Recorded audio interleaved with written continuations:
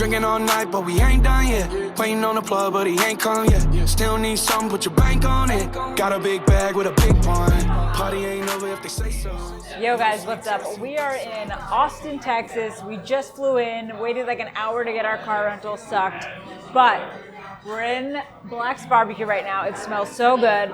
We're having a book signing tonight, super excited, and we're here for KetoCon mainly, so that's the next 3 days.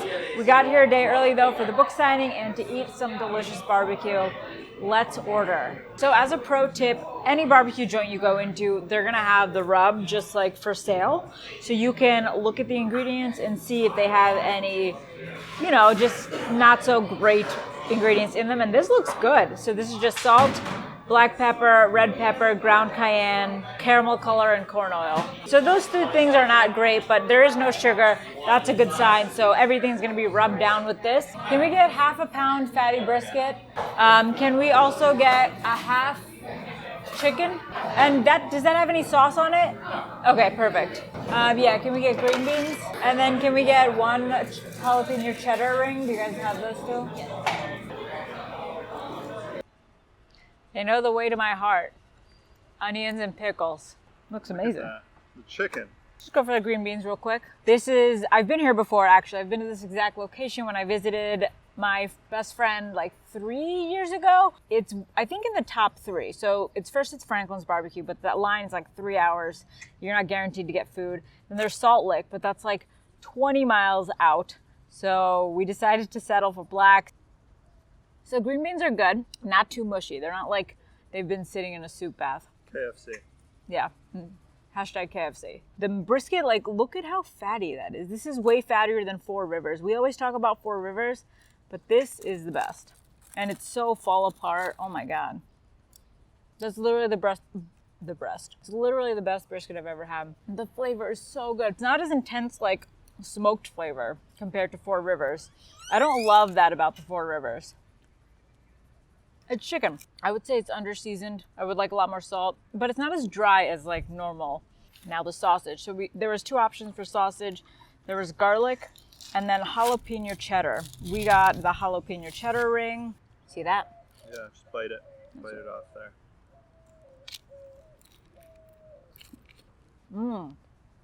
That's good. It's a toss-up between the brisket and the sausage for me. Oh, there's some spice there. You guys gotta come to Black's. All right, let's see what Matt thinks. It's his first time. We're in the Clean Plate Club over here. First time ever having Texas barbecue. This is Black's. 9 out of 10, probably? I don't know what a 10 is, but I would say 9. Mega says 9. Yeah, I don't know. I don't think I've had a 10 yet, but I know. I just got to keep some room because I know there's a little bit better, but this was really good. Chicken was kind of like meh, but brisket. I think the best way to tell good barbecue is by the brisket, right? All right, where are we going next? Checking into the motel. Yep, that's right. We're staying at a motel. I've never been in a motel before.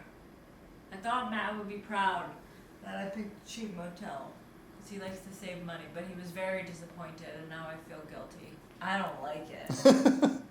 Well, of course, it's super small, but I like saving money. So you got like a little table, full-size bed. Matt can't fit on it. TV, this area. Bathroom. So yeah, not much going on, but... What I'm thinking is like, how do people afford to go on vacation and stuff? Like coming to this convention, you're already spending how much on tickets? How much are the tickets? $3.99 per ticket? $3.99 for a ticket? Eat all the samples you can. You gotta get your money's worth on samples for sure. I think, what was the hotel at the actual convention place that they like recommended us to get? $500. You're spending 2 G's on a hotel room for 4 days. Yeah, it is an expensive trip. Yeah. Oh, one other thing. My sister's spending the night here with us. Which I feel really bad about because she probably thought we would be staying in like a nice hotel. Coming at you with the 5 biggest tips for eating keto on the road. We've been having to do it a lot lately. Yeah, and it's been super manageable. That's like kind of lopsided. Should we just go to a real hotel? No. Just keep complaining. No. It's going to be a complaint fest for 4 days. We already paid for this. Don't be scared to ask for substitutions. That's the big one. To ask for sauces on the side so you can taste them. And also you can like ask specifics of like what's in it. Most of the time you say, is there sugar in the sauce? In the rub. Stick powder. Number 2, bring some snacks with you. We usually bring some snacks. This time we didn't bring any. Nope. but we're also going to a keto convention that's going to give us a bunch of snacks. Ton of snacks. Nuts are great. Macadamia nuts, pilly nuts. Yeah. We always have pilly nuts. Beef jerky's pretty good. We usually have a jerky. You can usually find some in the gas station or whatever that's like 2 carbs per serving. It's not terrible. Hard-boiled eggs if you have a fridge. We've also done like Quest chips and Quest bars, so things that are just like easy to grab and travel with. Just make sure if you're intaking any products like that, that you're not doing it in bulk, for one, because we sometimes do that, yeah. Number 3, this is more of a personal preference probably. Loosen the reins. The reins a little bit. Yay! Exactly. So like if you're going to a restaurant, maybe you don't have to like scrutinize every little thing. Because you know, when you're like in your routine at home, that's really when you're gonna be doing the bulk of like progress, like making progress on whatever your goals are. Vacation for me is like a little bit more of a time to just loosen up. Right. You don't have to be eating 100% optimal diet because you don't really have to be performing optimally to lay on the beach, things like that. I totally agree, and we both are on the same page with that. And then after the fact, so like after you get home from vacation, don't think about like, oh man, I really, messed up, or I loosened the rein too much, and now I gotta find a quick way to get back into ketosis.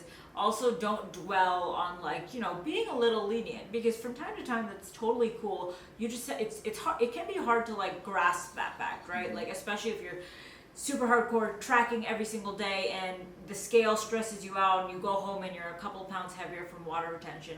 Yeah, I would say being a little lenient on vacation motivates me to be better when I get back. Number 4. Do some research ahead of time. We'll do that. We like to look at some good restaurants in the area that we plan on eating at and looking at their menus, seeing their options, because if there aren't at least 1 or 2 good options, we're probably just not going to go there. And some places aren't going to have good options. Number 5, this one just covers all the rest of the bases, so it's a lot of things. Electrolytes is a big one. You might want to have a plan for that. Sodium, potassium. I usually bring some magnesium pills, which we brought this time. Getting some activity in. So like Yes. being a little active. I mean, Just makes you feel better. Yeah, like what's a vacation where you're just completely sedentary the entire time? Maybe you're going to like a video game convention and you're playing the video games, so you're just like pounding monsters and playing games. And then alcohol. You're probably going to have some alcohol on your vacation. That's totally fine. So Unless you're a square. Or you're sober. Congratulations. Or you're a square. So we like to stick to liquor for the most part. We've been like doing scotch or whiskey neat lately, but if we do vodka, we'll do it with like Diet Coke, Sprite Zero, maybe some Monster Energy drink, depending on if we're getting after it that night. Don't you call that elixir? Elixir. And then wine, we'll just go for like a drier wine, and you can always ask the place like, what's your driest wine? We don't really do beers, but there are like light beers out there that are good. Like Michelob Ultra is a good option.